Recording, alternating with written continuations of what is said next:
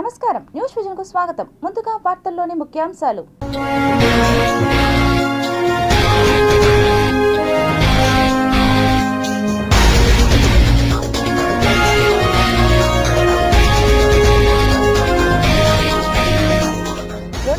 ఏళ్లుగా మూసి ఉన్న గుహ ద్వారం తెరచి చూడగానే శాస్త్రవేత్తలు షాక్.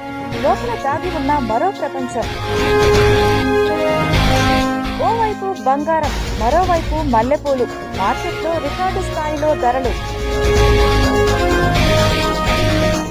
మదనపల్లి విద్యాశాఖ కార్యాలయంపై ఏసీబీ దాడులు, నగదు సీజ్. పలమనేరులో ఏనుగు అనుమానాస్పద మృతి, వేటగాళ్లపై అనుమానాలు.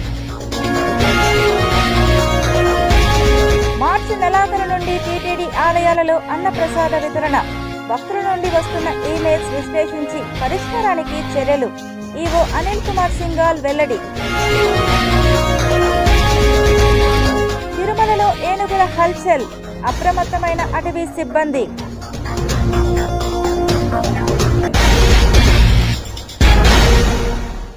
తిరుమల శ్రీవారిని పలువురు ప్రముఖులు దర్శించుకుని మొక్కులు చెల్లించుకున్నారు. సోమవారం ఉదయం నైవేద్య విరామ సమయంలో తెలంగాణ ఎమ్మెల్యే గెడ్డం వినోద్, టీడీపీ ఎమ్మెల్యే కన్నా లక్ష్మీనారాయణ స్వామివారిని వేరువేరుగా దర్శించుకుని మొక్కులు చెల్లించుకున్నారు. అనంతరం ఆలయ రంగనాయకుల మండపంలో వేద పండితులు వేద ఆశీర్వచనం చేయగా ఆలయ అధికారులు స్వామివారి తీర్థ ప్రసాదాలు అందజేశారు. దశాబ్దాలుగా కొర్లగుంట వాసులు ఎదుర్కొంటున్న రోడ్డు డివైడర్ సమస్యను స్థానికుల అభ్యర్థన మేరకు పోలీస్ శాఖతో చర్చించి ఎమ్మెల్యే ఆరణి శ్రీనివాసులు ప్రత్యేక చొరవ తీసుకుని తొలగించడంతో స్థానికులు ఆనందం వ్యక్తం చేశారు. మన కొర్లగుంట జంక్షన్లో ఈ ట్రాఫిక్ నియంత్రణ కోసం డివైడర్ కూడా ఈరోజు ప్రారంభించడం జరిగింది. ఈ మధ్యలో సిగ్నల్ టు సిగ్నల్ 1 కిలోమీటర్ ఉండేదాని వల్ల ఈ పట్టణ ప్రాంతాలకు ఈ కొర్లగుంట ప్రాంత వాస్తవ్యులందరికీ కూడా 2 వీలర్లో పోవాలన్నా, ఆటోలో పోవాలన్నా, కార్లో పోవాలన్నా అక్కడ ట్రాఫిక్ సిగ్నల్ ఆగి చాలా టైం తీసుకుంటా ఉంది. చాలా ఇబ్బంది పడుతున్నారు. అట్లీస్ట్ 2 వీలరు, ఆటో, కారు వరకు పోయే విధంగా ఈడ చేయాలని గత 2 సంవత్సరాల రోజులుగా అడుగుతున్నారు. ఖచ్చితంగా కూడా వాళ్ళ చిరకాల కోరికను ఖచ్చితంగా తీర్చాలనేసి కూడా కనుక్కున్నాం. మాకు చాలా యాక్సెసిబుల్ ఈ రోడ్ అనేది. ఇప్పటి నుంచి కాదు, తిరుపతి ఏర్పడినప్పటి నుంచి ఇదంతా ఒకటిగా ఉండేది. మళ్ళీ రోడ్ రావడం వల్ల మళ్ళీ మధ్యలో డివైడర్ ఎవ్వరు ఏ నాయకుడు ముందుకొచ్చి దీన్ని తీయడానికి పెద్దగా ప్రయత్నించలేదు. బట్ మన ఎమ్మెల్యే గారు ఆర్ఎన్ శ్రీనివాసులు గారు చొరవ తీసుకొని మా స్థానికుల యొక్క బాధల్ని తెలుసుకొని కూటమి ప్రభుత్వం ఏదైతే ఈ డివైడర్ని తొలగించడమో మన కొర్లగుంట ప్రజలందరి తరపున నుంచి మేము హర్షం వ్యక్తం చేస్తున్నాం. తిరుమల నారాయణగిరి ఉద్యానవనాల్లో దాసపదాల సంకీర్తనా గానం భక్తులను మైమరపించింది. తిరుమలలోని నారాయణగిరి ఉద్యానవనాలు ఆదివారం సాయంత్రం శ్రీ పురంధర దాసుల వారి కీర్తనలతో మారుమ్రోగాయి. శ్రీ పురంధర దాసుల వారి ఆరాధన మహోత్సవాలు 2వ రోజుకు చేరుకున్నాయి. ముందుగా శ్రీవారు ఉభయ దేవేరులతో కలిసి నారాయణగిరి ఉద్యానవనాలకు వెంచేపు చేశారు. ఈ సందర్భంగా చల్లటి సాయంత్రం వేళ నిర్వహించిన ఊంజల్ సేవలో దాస సంకీర్తనల గానం భక్తులను మైమర్పింపజేసింది. టీటీడీ దాస సాహిత్య ప్రాజెక్టు ఆధ్వర్యంలో ఏర్పాటు చేసిన ఈ కార్యక్రమంలో దాస భక్తులు సామూహికంగా పురంధర దాస కృతులను ఆలపించారు. టీటీడీ దాస సాహిత్య ప్రాజెక్టు ప్రత్యేక అధికారి ఆనంద తీర్థాచార్యులు, శ్రీవారి ఆలయ డిప్యూటీ ఈవో లోకనాథం, ఇతర అధికారులు 3500 మందికి పైగా ఆంధ్ర, తెలంగాణ, కర్ణాటక రాష్ట్రాలకు చెందిన భజన మండళ్ల సభ్యులు పాల్గొన్నారు. తిరుపతి జిల్లా పోలీస్ శాఖ సూచనల మేరకు Shri Balaji 2 wheeler mechanic welfare association ఆధ్వర్యంలో తిరుపతి ఎస్వి ఆర్ట్స్ కళాశాల నుండి గాంధీ రోడ్డు మీదుగా పాత మున్సిపల్ ఆఫీస్ వరకు హెల్మెట్ వాడకంపై అవగాహన కల్పిస్తూ 2 వీలర్ ర్యాలీ నిర్వహించనున్నట్లు తిరుపతి ప్రెస్ క్లబ్ వేదికగా అసోసియేషన్ సభ్యులు తెలియజేశారు. కస్టమర్ల శ్రేయసే మా ప్రధాన లక్ష్యం కాబట్టి మనము రేపు తిరుపతిలో Shri Balaji 2 wheeler mechanic welfare association తరపు నుంచి ఒక హెల్మెట్ కార్యక్రమాన్ని ప్రజలకు అవగాహన రావడం కోసం ఏర్పాటు చేయడం జరిగింది.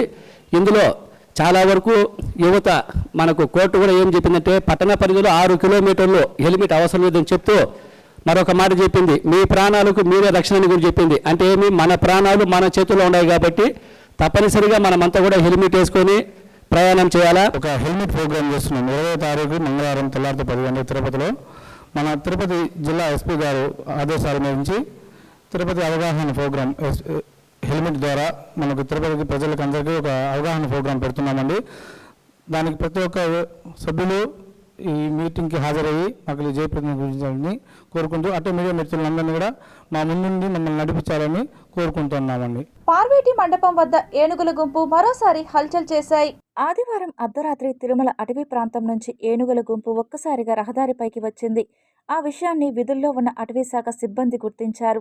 ఆ వెంటనే వారు రంగంలోకి దిగారు. ఏనుగుల గుంపులను అటవీ ప్రాంతంలోకి తిరిగి వెళ్లేలా వారు చర్యలు చేపట్టారు.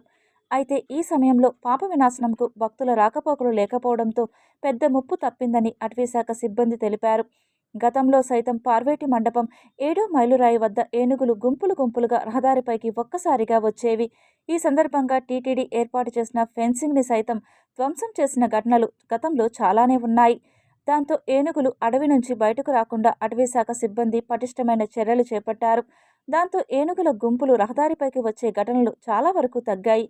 కానీ మళ్లీ ఏనుగుల గుంపు రహదారిపైకి వస్తుండడంతో శ్రీవారి భక్తులు తీవ్ర ఆందోళన చెందుతున్నారు.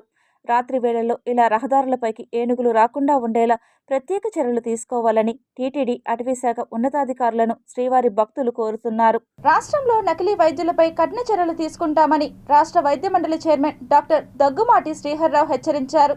సొంత వైద్యంతో ప్రజలను మోసం చేసి వ్యాపారం చేయాలంటే ఇక కుదరదన్నారు. తిరుపతిలో ఆయన మీడియాతో మాట్లాడుతూ తనకు రాష్ట్ర స్థాయి పదవి ఇచ్చిన CM Chandrababu, deputy CM Pawan Kalyan, వైద్యశాఖ మంత్రి సత్యకుమార్ యాదవ్కు ఆయన కృతజ్ఞతలు తెలిపారు. త్వరలో అందరి సహకారంతో విజయవాడలో జాతీయ స్థాయి, విశాఖలో అంతర్జాతీయ స్థాయి వైద్యుల సదస్సు నిర్వహించడానికి కార్యాచరణ తయారు చేస్తామన్నారు. వైద్యులు సందేహాలను నివృత్తి చేసుకునేలా దేశంలోనే మొదటిసారిగా వాట్సాప్ గవర్నెన్స్ ప్రారంభించామని తెలిపారు. రానున్న రోజుల్లో వైద్యులు వైద్య మండలి వద్దకు రాకుండా వారి సంతకం, బొటనవేలు ముద్ర, కంటి ఐరిస్ గుర్తించడం ద్వారా వారు నేరుగా అన్ని సౌకర్యాలు ఆన్లైన్లో పొందే అవకాశాలు కల్పిస్తున్నట్టు పేర్కొన్నారు. అట్లే రిజిస్ట్రేషన్ చేసే వాళ్ళకి 1 ఇయర్ అయిన తర్వాత రిజిస్ట్రేషన్ చేసే డాక్టర్లకి ఫైన్తో కూడినటువంటి రిజిస్ట్రేషన్ ఉంటుంది.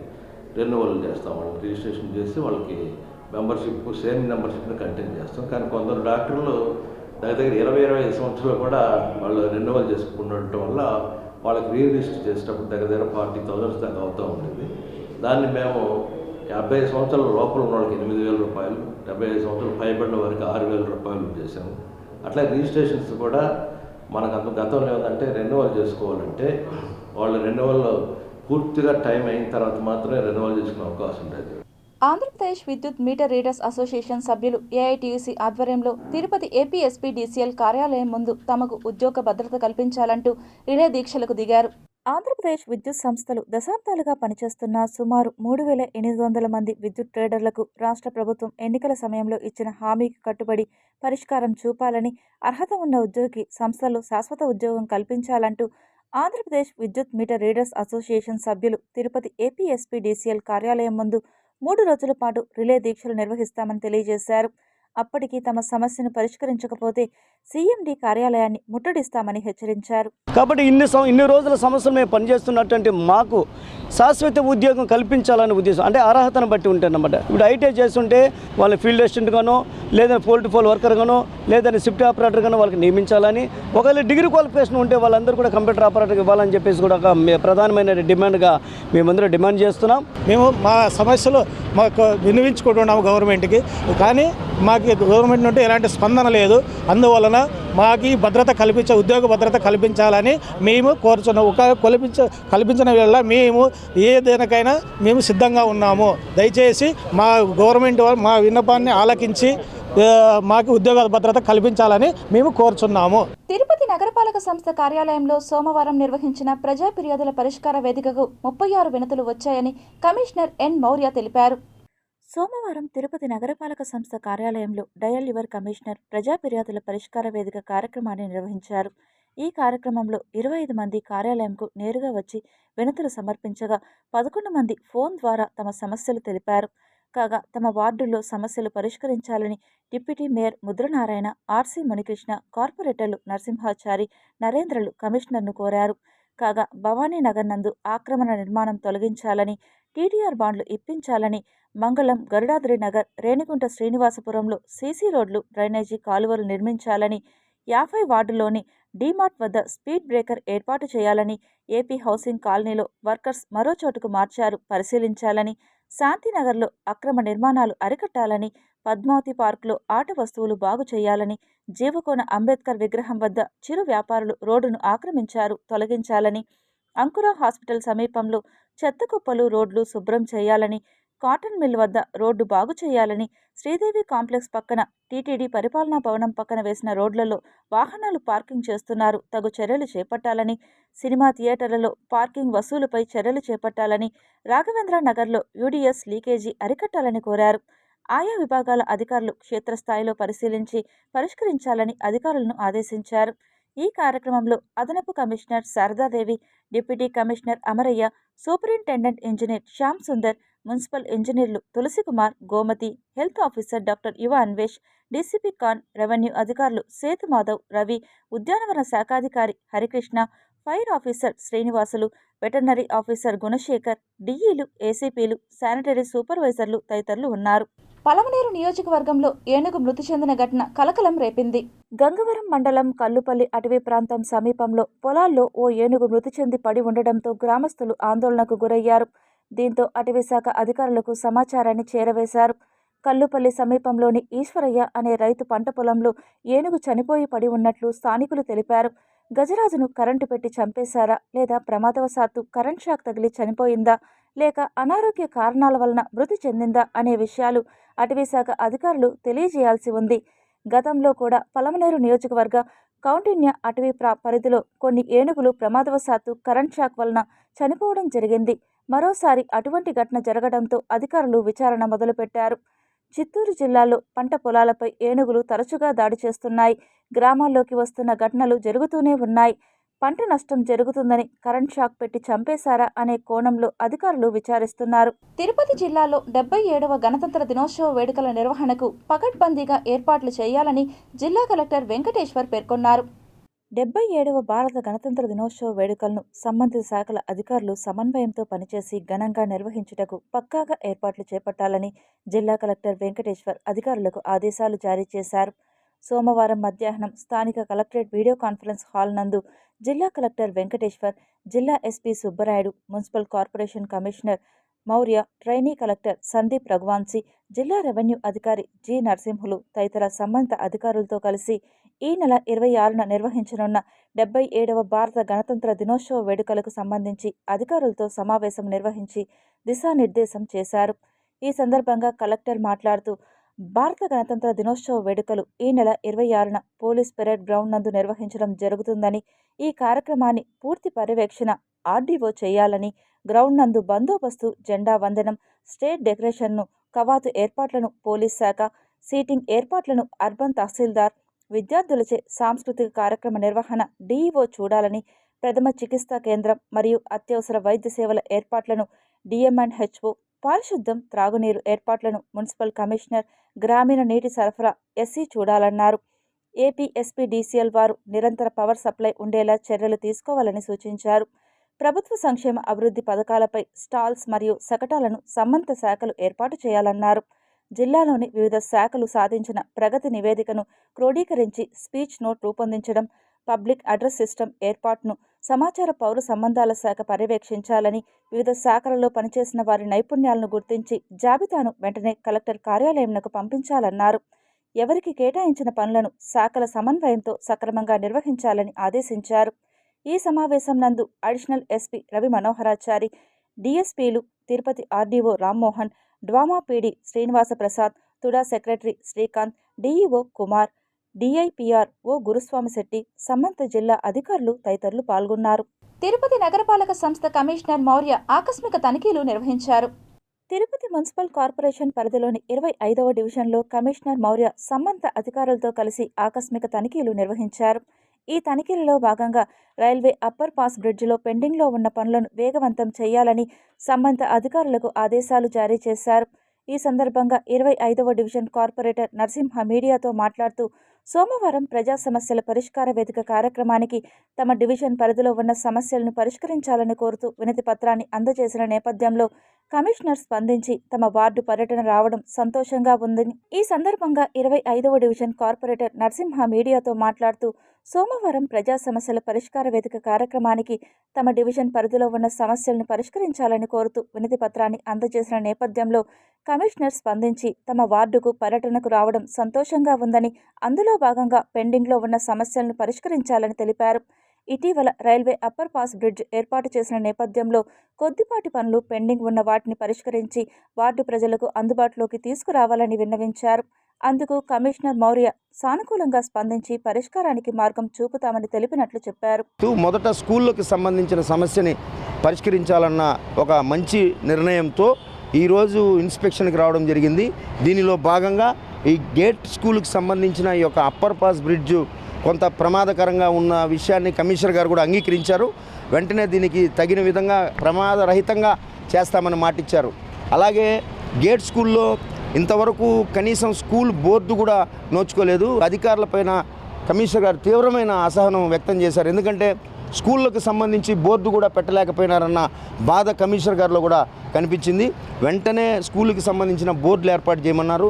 స్కూల్లో చిన్న చిన్న సమస్యలన్నీ పేరుకుపోయి ఉన్నాయి. వాటినన్నింటినీ కూడా ఒక 3 రోజుల్లో పరిష్కరిస్తామని అధికారులకి గట్టిగా కమిషనర్ గారు చెప్పడం జరిగింది. రైల్వే భద్రతా దళం ఆధ్వర్యంలో వందే మాతరం 150 సంవత్సరాలు పూర్తి చేసుకున్న నేపథ్యంలో ప్రత్యేక కార్యక్రమాన్ని ఏర్పాటు చేశారు.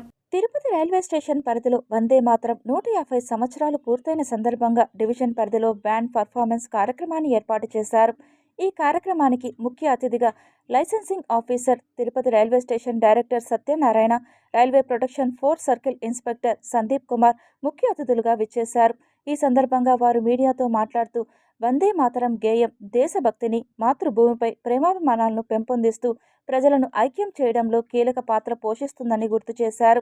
ఈ గీతం స్వాతంత్ర సమరయోధులు, విద్యార్థులు, సైనికులలో ప్రేరణ నింపిందని, ఆ ప్రభావంతోనే బ్రిటిష్ పాలకులు దీనిని నిషేధించారని వారు పేర్కొన్నారు. ప్రాంతీయ మరియు సామాజిక అడ్డంకులను కులం, మతం అధిగమించి భారతీయులందరినీ ఏకం చేయాలనే లక్ష్యంతో ఈ కార్యక్రమం ముగిసిందని అన్నారు. తిరుపతి నగర ప్రజలు పెద్ద సంఖ్యలో వందే మాతరం బ్యాండ్ పర్ఫార్మెన్స్ కార్యక్రమానికి రావడం హర్షించదగ్గ విషయమని, వచ్చిన ప్రతి ఒక్కరికి పేరు పేరున కృతజ్ఞతలు తెలిపారు. ప్రపంచ దేశాలలో భారతదేశ ఐక్యతను చాటేందుకు అనునిత్యం కేంద్ర ప్రభుత్వం కృషి చేస్తుందని, అందులో భాగంగా స్టేషన్ పరిధిలో వందే మాతర కార్యక్రమాన్ని ఏర్పాటు చేయడం జరిగిందని తెలిపారు.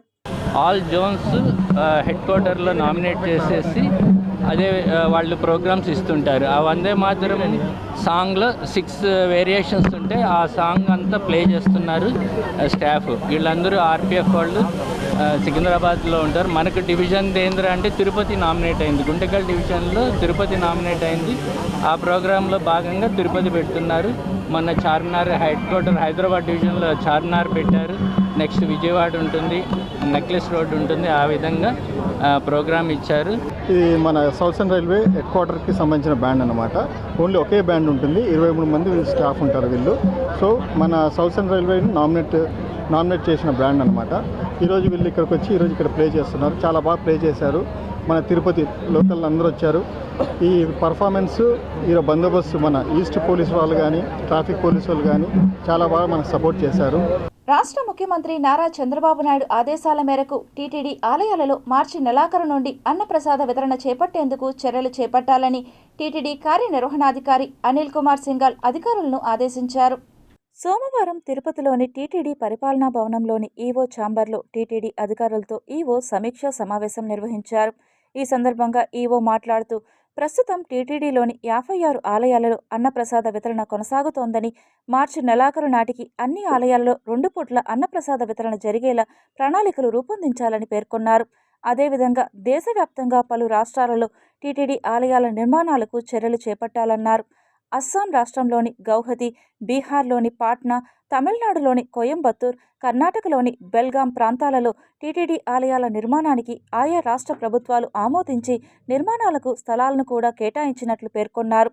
సంబంధిత రాష్ట్రాల అధికారులతో టీటీడీ అధికారులు చర్చించి కేటాయించిన స్థలాలను స్వాధీనం చేసుకునే అంశాన్ని రాబోయే పాలక మండలి సమావేశం దృష్టికి తీసుకురావాలని సూచించారు. అదేవిధంగా చెన్నైలో కేటాయించిన స్థలంలో ఆలయ నిర్మాణానికి అవసరమైన డిజైన్లు, పరిపాలనా అనుమతుల అంశాలను టీటీడీ బోర్డు ఆమోదానికి తీసుకురావాలని ఆదేశించారు.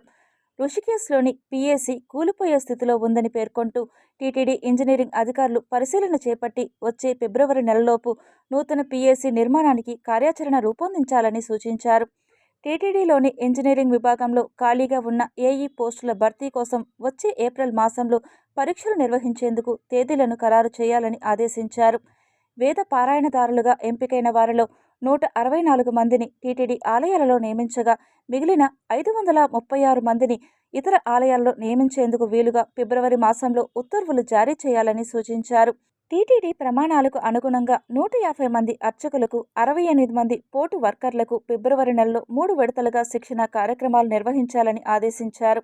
భక్తుల సౌకర్యార్థం మరింత మెరుగైన సదుపాయాలు, టీటీడీ సేవలు, సమాచారం తదితర అంశాలపై భక్తుల నుండి వస్తున్న ఈమెయిల్స్ను విశ్లేషించి పరిష్కారానికి సంబంధిత శాఖల అధికారులకు పంపాలని ఆదేశించారు.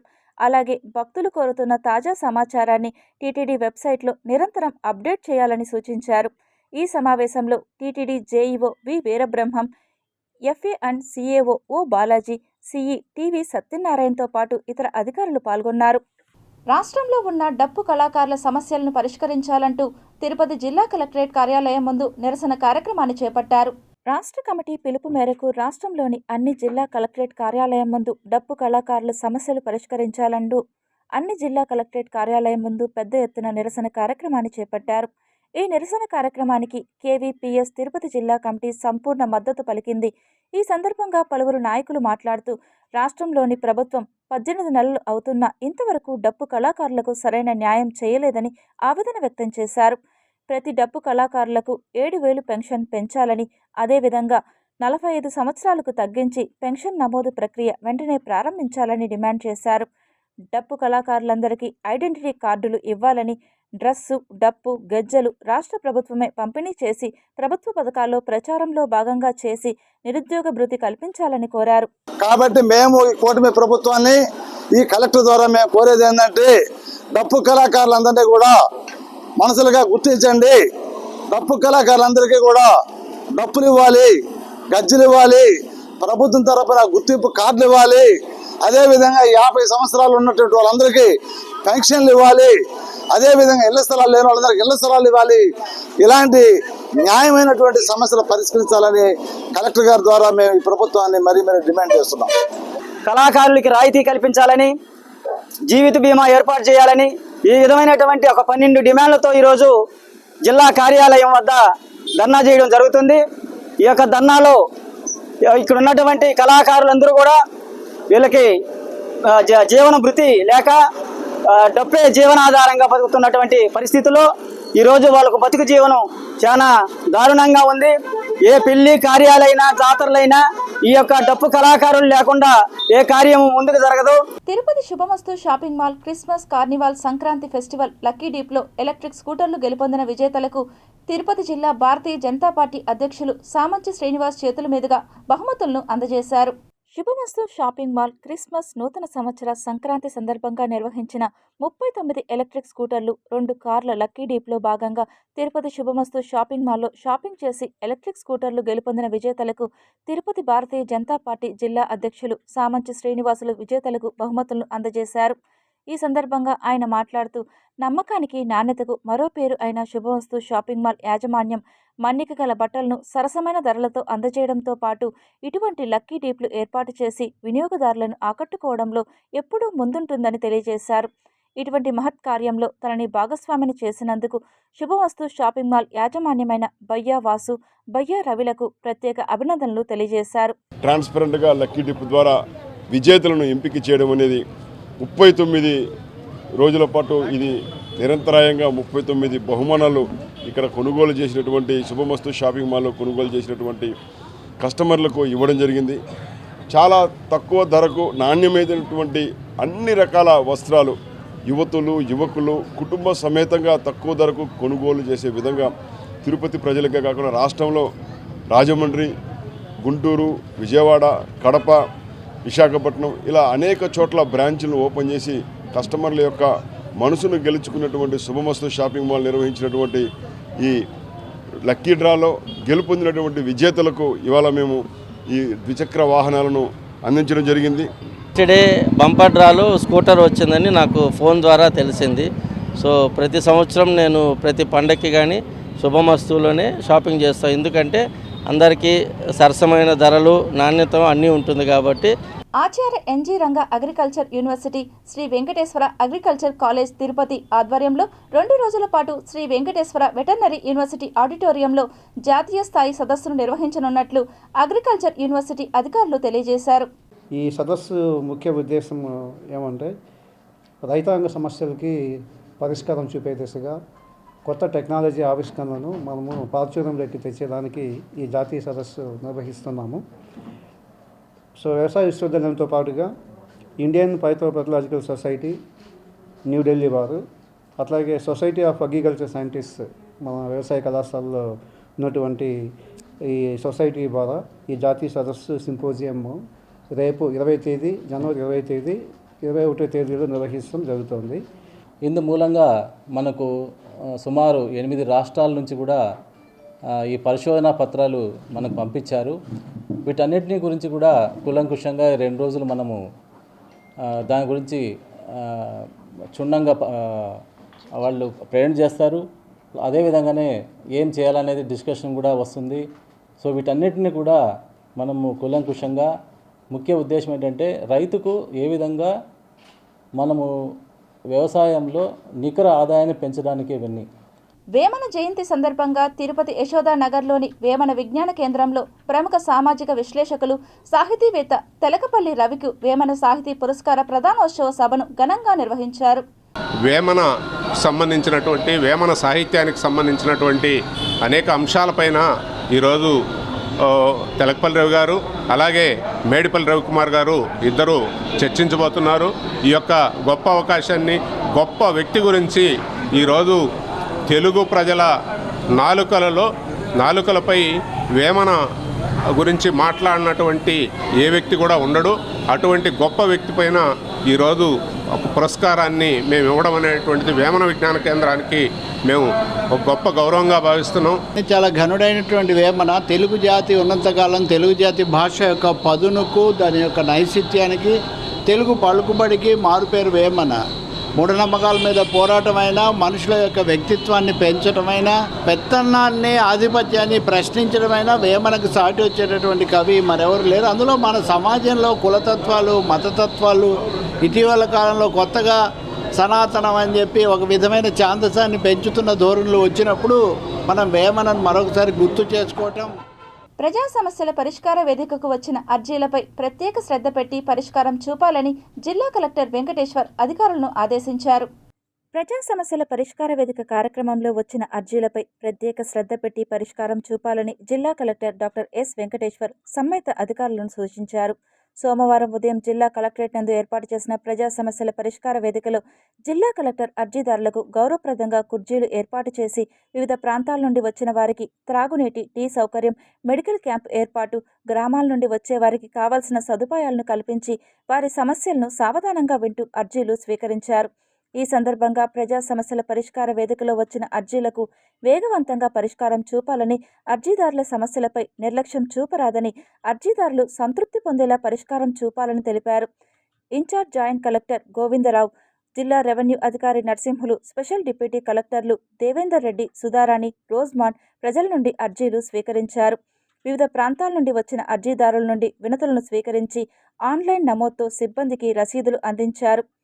శాఖల వారీగా మొత్తం 251 అర్జీలు రావడం జరిగిందని, సంబంధిత అధికారులు అందరూ సదరు అర్జీలపై ప్రత్యేక దృష్టి సారించి వేగవంతంగా పరిష్కరించాలని స్పందనకు హాజరైన వివిధ శాఖలకు సంబంధించిన జిల్లా అధికారులను జిల్లా కలెక్టర్ ఆదేశించారు.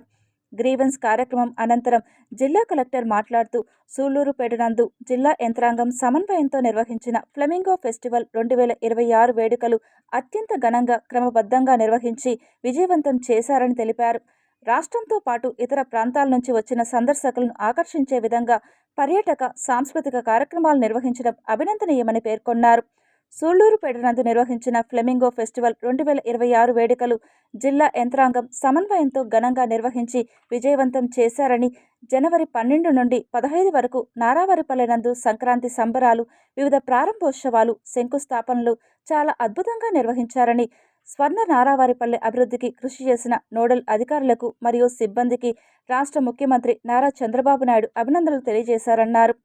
తిరుపతి జిల్లా జాయింట్ కలెక్టర్ ఆర్ గోవిందరావు బాధ్యతలు స్వీకరించిన నేపథ్యంలో జిల్లా స్థాయి అధికారులందరూ సమన్వయంతో పనిచేస్తూ ఆయనకు పూర్తి సహకారం అందించి ప్రభుత్వ కార్యక్రమాలను సమర్థవంతంగా అమలు చేయాలని తెలిపారు.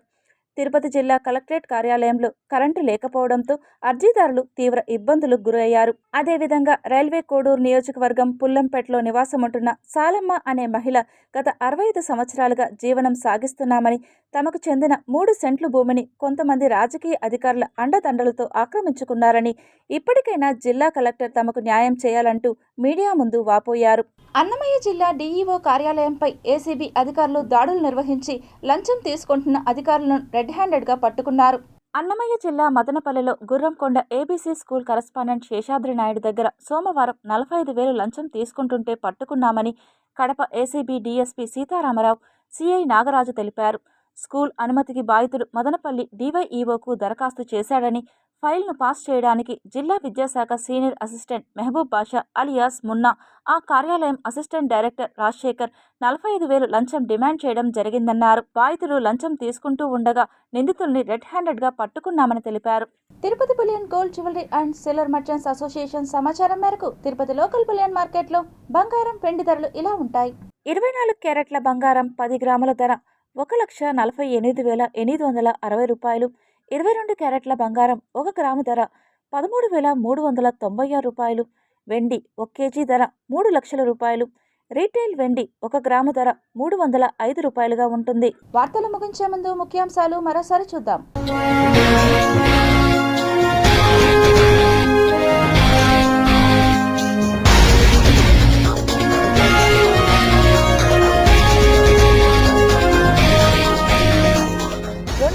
ఏళ్లుగా మూసి ఉన్న గుహద్వారం తెరచి చూడగానే శాస్త్రవేత్తలు షాక్. లోపల దాగి ఉన్న మరో ప్రపంచం. ఓవైపు బంగారం, మరోవైపు మల్లెపూలు. మార్కెట్లో రికార్డు స్థాయిలో ధరలు. మదనపల్లి విద్యాశాఖ కార్యాలయంపై ఏసీబీ దాడులు, నగదు సీజ్. పలమనేరులో ఏనుగు అనుమానాస్పద మృతి, వేటగాళ్లపై అనుమానాలు. మార్చి నెలాఖరు నుండి టీటీడీ ఆలయాలలో అన్నప్రసాద వితరణ. భక్తుల నుండి వస్తున్న ఈమెయిల్స్ విశ్లేషించి పరిష్కారానికి చర్యలు. ఈవో అనిల్ కుమార్ సింఘాల్ వెల్లడి. తిరుమలలో ఏనుగుల హల్చల్, అప్రమత్తమైన అటవీ సిబ్బంది.